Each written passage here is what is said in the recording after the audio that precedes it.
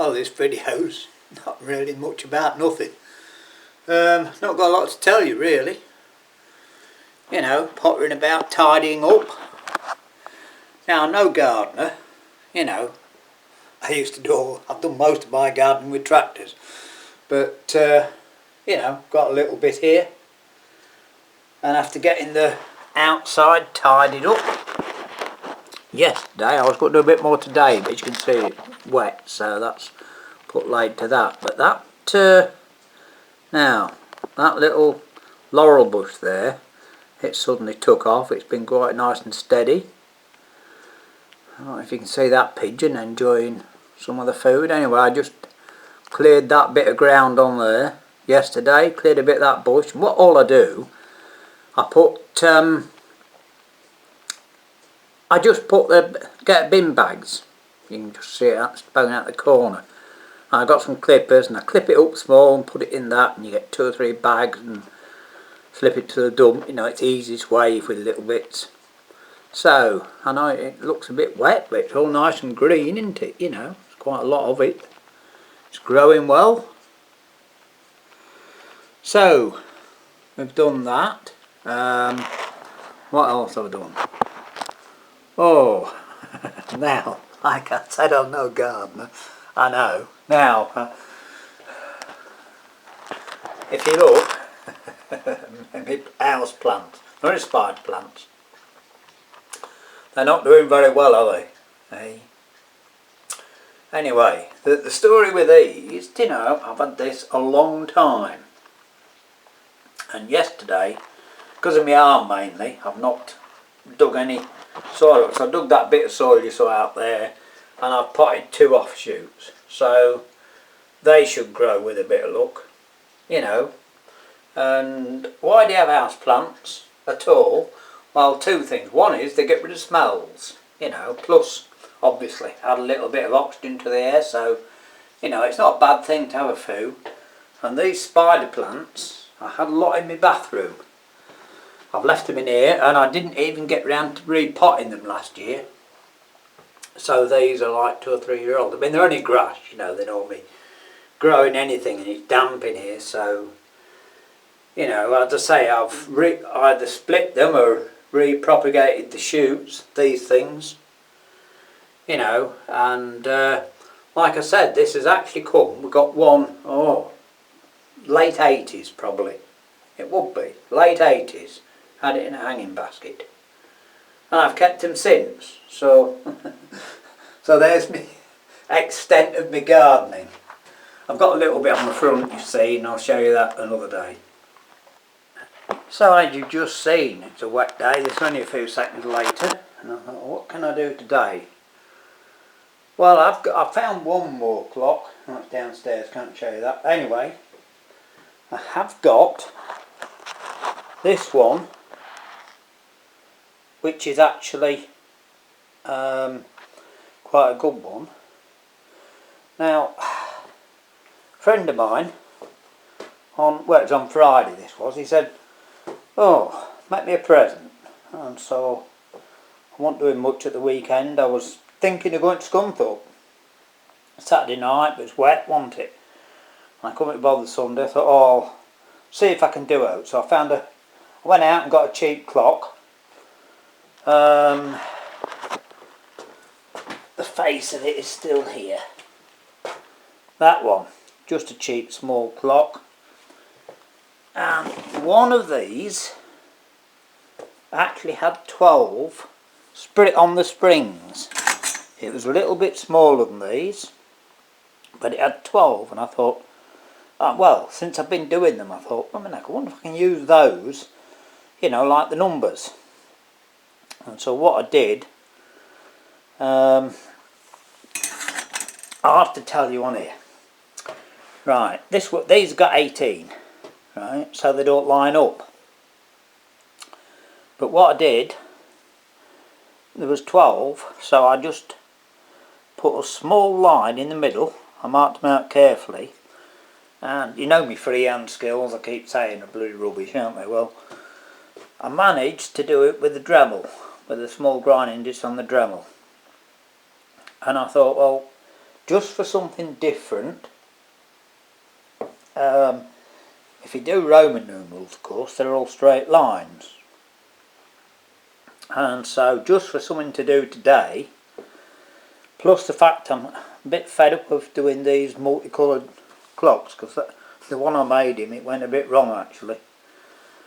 I did it red around the edge and black in the middle, but the edge was quite a bit bigger. And I tried masking up along there, it took ages and it didn't work very well. So I thought, well, if I do a simpler one for red, like that, and then what I'm going to try and do, just mark on the outside there, just mark all the hours, and then try and do Roman numerals. And when it's sprayed, when it's red, I can get a little brush and black, and like I said, my artistic skills, as I keep saying, are a bit non-existent. Anyway, we've had a bit of a clean up in here, as you can see, you know, so we've got a semi-tidy place to work in, so I suppose we'll start making a mess again, I don't know. Right, so I don't know, I might or I might not get this marked out, and I might just set the camera up, and I don't do whizzy videos, but I haven't done anything for a day or two. Nothing much in the pipeline that I can think of. So I might just do a bit of speeded up video of doing a bit of this and see what you think. Right, we'll see what happens today. Yeah. Now I don't know if you'll be able to see it all, but anyway, what I did, I needed a better template. I might be doing one or two more of these, you see. So that cheap clock I just showed you, all I did, using my Dremel, I just whizzed round there with the grinder and cut that bit out. So we've got a decent face. Now, I don't know if this camera will pick it up or not. They're a bit, you can, yeah, I'm pretty sure you can see just there. So all I've done is put a pencil mark, and I can get them, you know, absolutely in line with that.